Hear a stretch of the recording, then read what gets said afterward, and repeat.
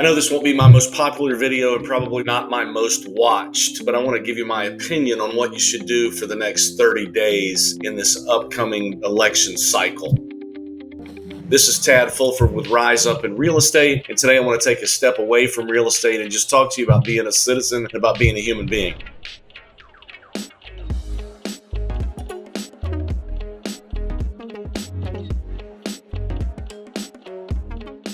In my opinion, there are three things that you should do in the next 30 days. There's a pretty volatile election coming up, right? There's a lot of people talking about it, a lot of opinions flying around, a lot of ideas. And I think it is time for us to do three things. I want to challenge you to, number one, talk less and think more. The social media barrage that's happening with the memes and with the language and with the talking about this or that and about the smear campaigns is just so tiring to me. I think there's just so much going on that is true or not true. Who knows? But I want to encourage you to talk less on social media. Talk less unless you're being positive or productive, and think more. I want you to spend a little bit of time thinking about what is important to you. What are the issues that matter to you the most? What are the things that if you could say, I want this, you would choose? And then think about those things, and then find out, if you can, where your candidate stands on those issues, where both candidates stand. And then the second thing I want to challenge you to do after you talk less and think more is, number two, I want you to vote. My dad used to say, if you don't take your American given right to go out and express yourself through voting, you can't even say another word about the results. So I want to challenge you more than ever to get out there and vote. Put your vote forward. Now, there are a lot of you that are going to say, well, my vote doesn't even matter. There's so many conspiracies. There's so many this or that. Will they even be counted? Well, here's your choice. You can either sit back and not vote because you don't think your vote will be counted, or sit back and get out there and vote because maybe it will be. You only have one opportunity and one voice that will be heard. So go out there and make your voice heard. Go vote. We need votes more than ever. And notice, I'm not making a political statement here. I'm not standing for a certain party here or a certain candidate. I'm just saying that you need to talk less and think more. Pick the candidate you want and then go express yourself through voting. The third thing that you need to do, and this is going to be the hardest one, and this is why I'm doing this video 30 days ahead of the election cycle. So about 30 days from now, we'll know the results of this election. But the third thing that you have to do, in my opinion, after something like this, is you have to spend time making that choice right. Win or lose, whether your candidate comes out on top or not, you need to choose to become a part of the solution going forward. You need to make that choice, whatever that choice is, your candidate or not, you need to make that choice right. Now, how in the world do you do that? Well, I know what happens when you lose, if you lose or your candidate doesn't get chosen. What that means is there's a lot of people out there, more than half of the delegates anyway, think differently than you do. So what you have to do is you have to sit back and you have to say, okay, my response to this can be a couple of things. I can just decide not to be a part and just sit back and watch what happens and do a lot of I told you so's and this or that, or I knew it was going to go this way, or gosh, what if my candidate would have done this or that? It would have been so different. And all those things might be true, but are they self-serving or are they serving a common good? Maybe not. In my opinion, what we should do is, after the results, no matter if we win or if we don't win, we stand back and say, how in the world can I be a part of an incredible America going forward? Sure, I don't agree with this or that because, by the way, I thought through my policies and these are the things I would have chosen. But what I need to do now is, what can I get behind? What can I be positive with going forward? How can I make this the best possible scenario that it can possibly be? Because remember, the outcome or the result is actually just going to be your response to it. Your response to that event is going to create the outcome. If we all cry, if we don't win, if we all pitch a fit, if we all rise up in some sort of frustration, or we say things on social media, or we get a platform and we go out and just say things that are volatile and confrontational, that might not be the best way to handle this. In my opinion, we should do is sit back, feel those things on the inside, be disappointed, be frustrated because you had a stance and you believe in a thing, and that's great. But then say to yourself, okay, I am going to make the choice, even though it wasn't my choice, I'm going to make that choice right. A really common thing that needs to be said, I think, in the closing of this video, if you win, is gloating the right thing to do? Of course, celebrating is great and congratulations is great, but is I told you so great? Is I knew we were going to win all along great? No, what you should do also, if you are to win, is have those moments in private, have those moments inside your head or in your small groups of people that you know feel the same way that you feel, not on social media where you know half the people don't. Say to yourself, congratulations, self, we won that one. And then say to yourself the exact same thing that the non-winner partners are going to say. I didn't win. Now that I did win, we did win, and my principles are going to be pushed forward. How can I become part of the solution also? How can I make the choice even more right? How can I get involved and see positive spread after this great thing? There's always a lot of fear going into an election. There's always some uncertainty because essentially half of the population is not going to win this vote. But what I want to say to you is history also shows that on the other side of an election, there can be certainty, there can be stability, there can be confidence going forward. And I want you to be a part of that if you choose to. So you've got 30 days. Get your mind right. This is Tad Fulford with Rise Up in Real Estate. And I really do hope today's video helps you rise up.